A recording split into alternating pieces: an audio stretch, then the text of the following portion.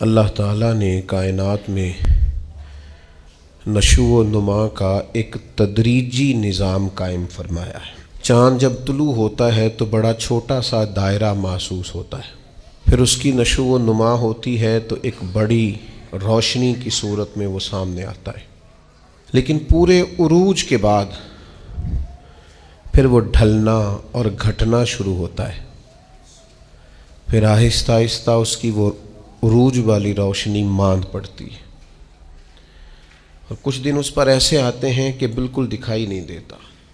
سورج کی شعاعیں جب سورج صبح نکلتا ہے تو ماند ہوتی ہیں، پھر وہ اتنے عروج پہ ہوتا ہے کہ کوئی اس سے آنکھ نہیں ملا سکتا، لیکن شام کو پھر وہ اپنے زوال کو دیکھتا ہے۔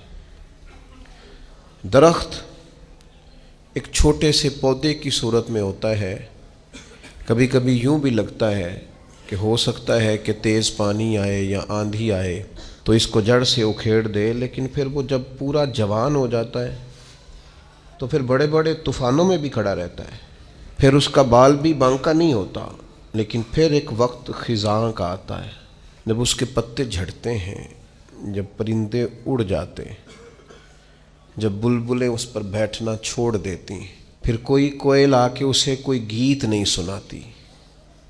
پت جھڑ کے موسم میں، زوال کے دنوں میں وہ بہت ساری آوازوں اور بہت سارے مہمانوں کو ترستا ہے۔ اللہ تعالیٰ کا حکمت کا نظام ہے، اس نے تدریج کی ہے اس نشو و نما میں۔ بس یہ 2-3 مثالیں دی ہیں، زیادہ بھی دی جا سکتی ہیں۔ اسی طرح اللہ تعالیٰ نے حضرت انسان کو بھی پیدا کیا ہے۔ وہ جوان آدمی جو محنت مزدوری کرتا ہے، دوڑتا ہے، بھاگتا ہے، آتا ہے، جاتا ہے، رزق کماتا ہے تو کئیوں کو پالتا ہے۔ یہ جب بالکل چھوٹا تھا نا تو اسے کھڑا بھی نہیں ہوا جاتا تھا، اس کے والدین انگلی کے سہارے چلاتے تھے۔ آج جو کئیوں کو کھلاتا ہے کما کے اللہ کی توفیق سے، ایک وقت یہ تھا کہ یہ اپنے ہاتھ سے لقمہ اٹھا کے منہ میں نہیں ڈال سکتا تھا، اس کے ماں باپ اس کے منہ میں لقمے ڈالتے تھے، اس کی ماں اس کے لیے خدمت کرتی تھی، پھر اس کو عروج ملا، پھر اس کو باکپن ملا، پھر اس نے دنیا دیکھی، پھر اس نے دوڑنا بھاگنا دیکھا، پھر اس نے بڑی بڑی گاڑیاں چلائیں، پھر اس نے بڑی بڑی ٹرینیں چلائیں، پھر وہ پائلٹ بنا، اور اتنا بڑا جہاز منوں ٹنوں کے حساب سے وزن لے کے یہ اللہ نے اس کے قبضے میں دیا، یہ لے کے گیا بھی، یہ لے کے آیا بھی۔ جوانی عروج والی اللہ نے عطا کی، لیکن پھر وقت ڈھلا، پھر واپسی شروع ہوئی، کالے بال سفید ہوئے، سیدھی کمر ٹیڑھی ہونے لگی، اٹھتے ہوئے گھٹنوں میں درد رہنے لگا۔ یہ اللہ کا تدریجی نظام ہے۔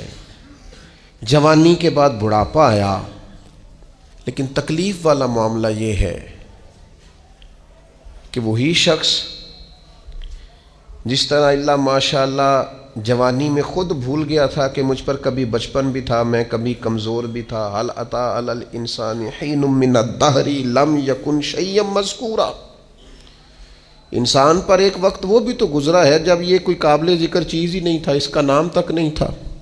جس طرح جوانی میں یہ بھول جاتا ہے نا مجھ پر بچپن بھی تھا، اسی طرح جب یہ بوڑھا ہوتا ہے تو بعض اوقات بچے بھی بھول جاتے ہیں۔ ان کا خیال ہوتا ہے کہ شاید ابا ہی بوڑھا ہوا ہے، دادا ہی بوڑھا ہوا ہے، ہم نے شاید نہیں ہونا۔ وہ بڑی جلدی بوڑھوں کو سکریپ کا مال بنا دیتے ہیں، ان کے لیے چارپائیاں سٹور روم میں لگ جاتی ہیں۔ ان کو کہا جاتا ہے کہ ابا کو ایسی کی اس لیے ضرورت نہیں رہی کہ گھٹنوں میں درد ہے۔ ان کو یہ کہا جاتا ہے کہ چونکہ ان کا سامان ہی مختصر سا ہے لہذا بڑے کمرے کی حاجت ہی نہیں ہے۔ دھیرے دھیرے بزرگوں کے ساتھ لوگوں کا رویہ سخت ہے۔ اللہ تعالیٰ نے والدین کے سارے حقوق بیان کر کے پھر آخر میں فرمایا کہ دعا مانگو، حقوق بھی ادا کرو، بازو بھی کھلے کرو، پیار بھی کرو، خدمت بھی کرو اور دعا بھی کرو کیا دعا کریں؟ فرمایا وَقُرْ رَبِّ ارْحَمْهُمَا، مجھ سے کہو، دعا کرو میری بارگاہ میں، کہو رب ارحمہما، یا اللہ ان دونوں پہ رحم فرما، کما ربیانی صغیرہ، جیسے انہوں نے مجھے بچپن میں پالا تھا۔ ان کی خدمت کرو اور پھر میرے حضور ان کے لیے التجائیں بھی کرو۔